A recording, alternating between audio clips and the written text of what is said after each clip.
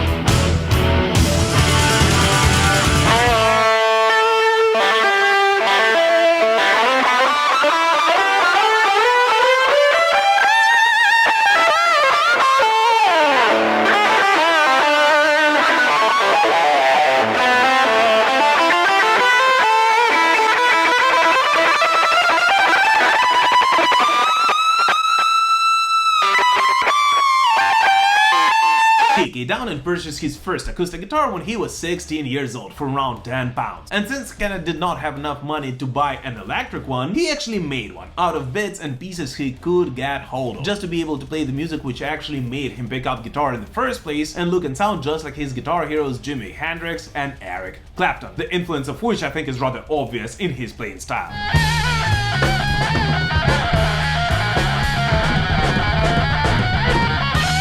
By the way, most Judas Priest fans of course know that KK's real name is Kenneth. Yet for the longest time ever, it has been believed that KK is actually an abbreviation of his first and middle name, especially after in one of the interviews KK actually said that his middle name is Kevin, Killer, or whatever the girls want to call him.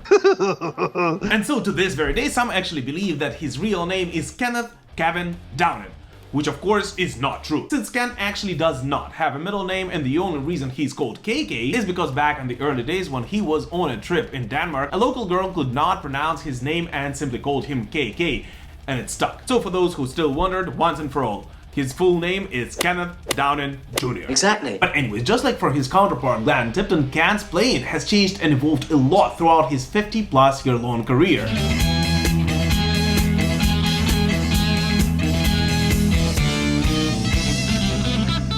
Yet one thing has remained the same, an incredible amount of passion, which Ken has always valued, it seems like, more than mathematical precision, which is especially visible in the early Judas Priest work and especially when performed live.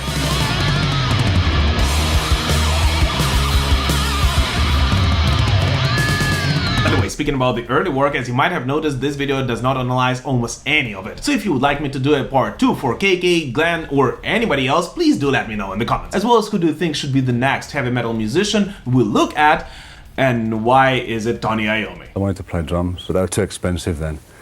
So, But anyways, naturally, many fans actually tend to try to compare K.K. Downing's and Glenn Tipton's playing styles, and later on started doing the same thing with Richie Faulkner and decide who of those is the best one, which I personally think is utter nonsense, since I personally believe that KK's and Glenn's playing and what is most importantly writing styles are in fact completely different, and it is the combination and the synergy of the two which has helped Judas Priest develop one of the most recognizable guitar sections in the world of heavy metal, without which Judas Priest would never be where they are at today, and whose legacy continues living 50 years after its formation.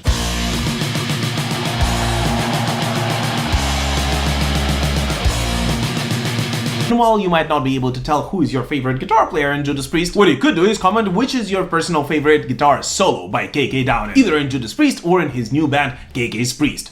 So please do it. But most importantly, please do not forget that the war in Ukraine is still going on and there are still people dying here every day. So please guys, continue supporting my country in any way you possibly can. I'll make sure to leave some links in the comments.